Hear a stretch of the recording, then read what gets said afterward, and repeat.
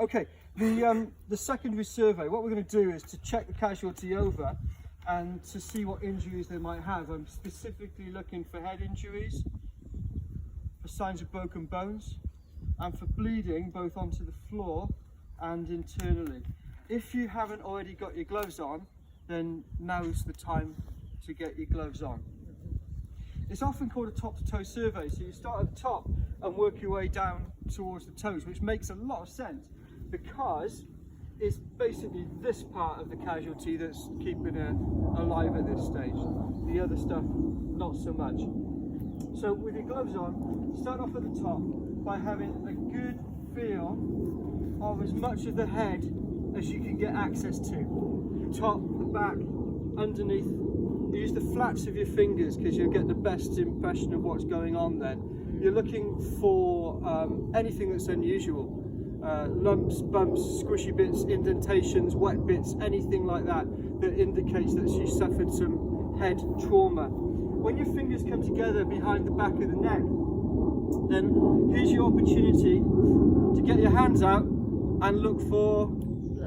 Yeah, I'm looking for blood. Definitely I'm looking for blood because it's gonna gather and pool at the back of the neck there. But I'm also looking for another fluid, and that fluid is called CSF, cerebral spinal fluid. Right. Now, in the case of a skull fracture, this CSF is very likely to leak out of the ears and sometimes out of the nose. So if you've got this fluid, which is almost clear, it's got a slight yellowness to it, like straw coloured. If you've got this present, it'll probably be mixed in with blood, then you can say to the emergency services that this casualty is suffering from a skull fracture, and that's just going to elevate the priority of your particular ambulance, and that might be the thing that saves the casualty's life. CSF stands for cerebral, so it's to do with the brain, spinal fluid. That was it, spinal fluid. Next, having done that check and had a quick look at the ears to see if there's any CSF coming out, I'm going to have a look at the general condition of the face. I'm looking for blackening around the eyes, which is known as panda eyes. If you've got panda eyes in your casualty, it's a sure sign that they've suffered from some major trauma to the head. I'm also looking for deformity to the cheekbones and to the jaw. The eyes would normally be closed. So at this stage, if I suspect head injury, I'm going to use my thumbs on the eyelids to gently lift both eyelids and have a look at the condition of the pupils. If the pupils don't react to light, or if one pupil is clearly bigger than the other, then that's an indicator there's something going on in the brain. Okay. Again. So if there's no reaction to the light, there's no, yeah.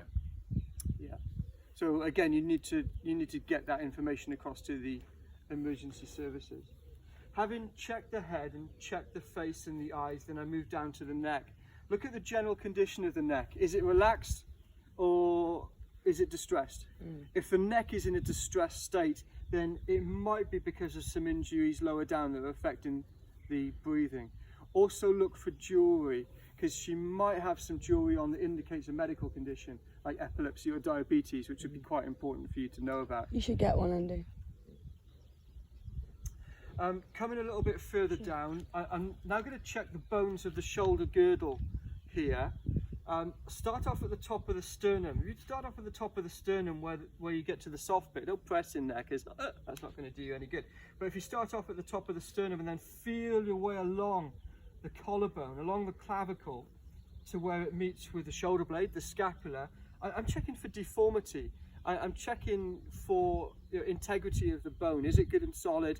Is there anything that indicates that it's broken or dislocation? You come to the shoulder joint itself, cup your hands around the shoulder and have a good feel of the muscle mass around the shoulder and get an impression as to whether the humerus, the top of the arm, is nicely seated in that shoulder joint. What am I checking for here? Yeah, I'm looking for shoulder dislocation.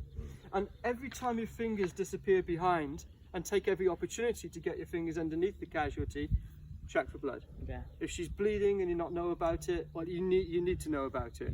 If you find a bleed, expose it, examine it, stop it from bleeding. But we'll look at exactly how to do that later on.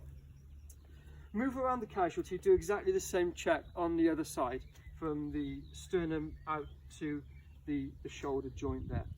Take the side of your hand and press the side of your hand firmly into the center of the chest. This is an absolutely appropriate check to do on men and women and children. I'm checking the integrity of the sternum here. It depends very much on the mechanism of injury, but with some mechanisms of injury, for example being run over, then you could do this check here and find that, well, the structure has been severely damaged, and if the sternum sinks into the chest, then clearly the lungs might be affected. So you're looking for firmness in the sternum, basically. Exactly, Yeah. exactly that. And if you're not getting firmness in the sternum, you need to let the ambulance service know about that. Because when I mentioned before with this guy that had an accident, he came off his quad and kind of leaned on me, and the first thing I noticed as he leant on me was how soft everything was, because he had a few broken ribs and and he yelled in pain. So Yeah. obviously, Yeah, and was his breathing affected? Yeah. he was in a state of adrenaline and kind And of like shock, in and he shock. was So cold afterwards, he and- kind of came down from that. But at that point, he was still very active because Yeah. he was kind of like still Yeah, so that's exactly the sort of thing that you're looking for with this check.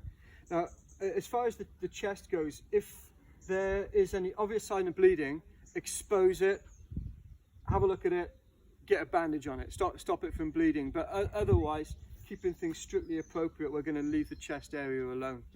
Come below the chest. If the mechanism of injury suggests broken bones, have a feel of the ribs. Have a feel around the back as best you can. Look for blood. Do that on both sides. I'm feeling for deformity here. Come down to the tummy area, the abdominal area, and have a good, thorough feel of the stomach.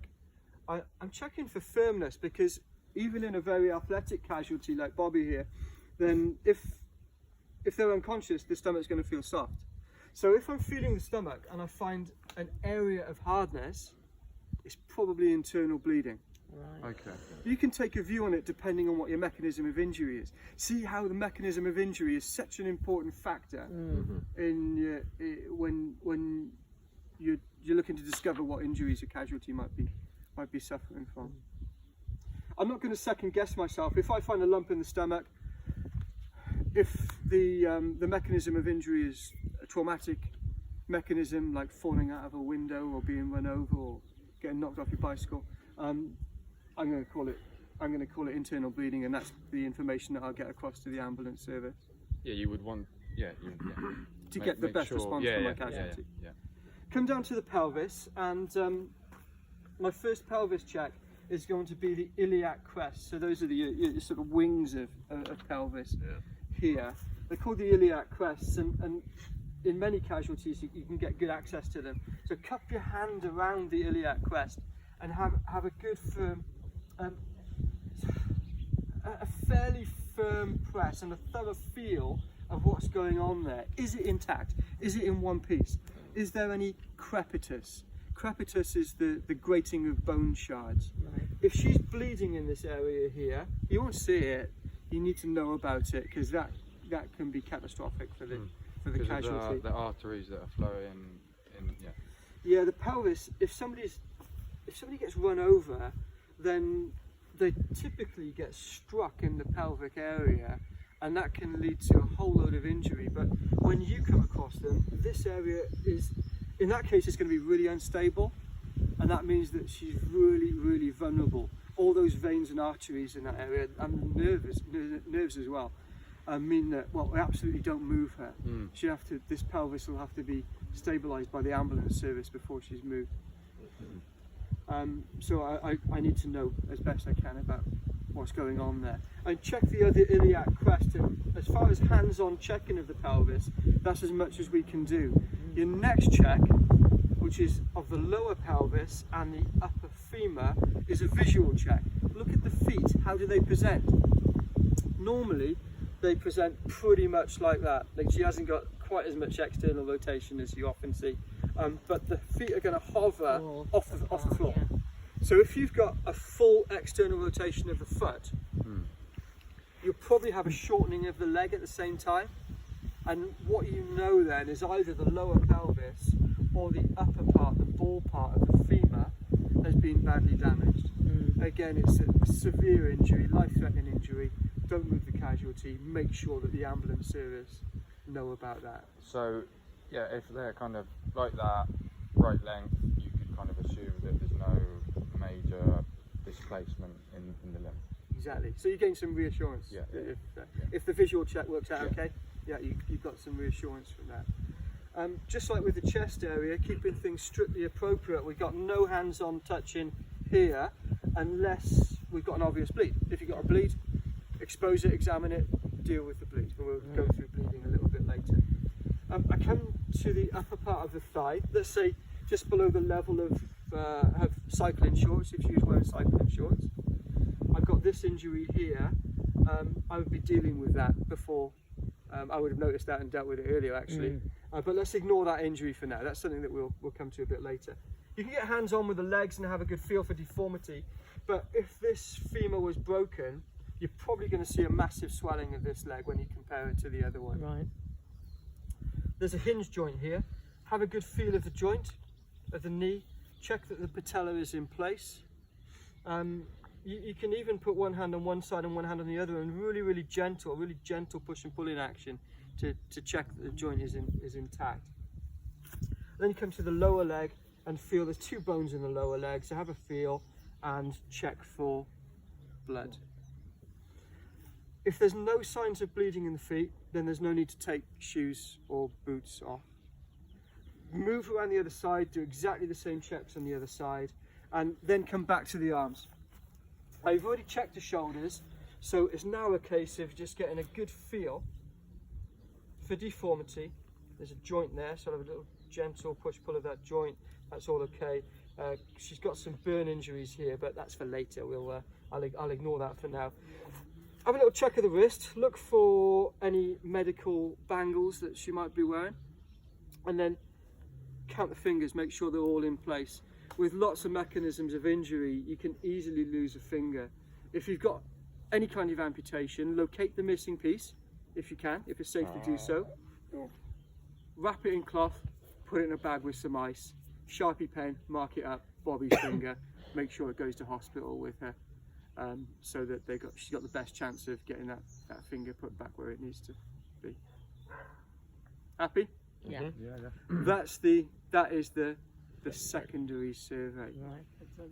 Yeah, you can stop.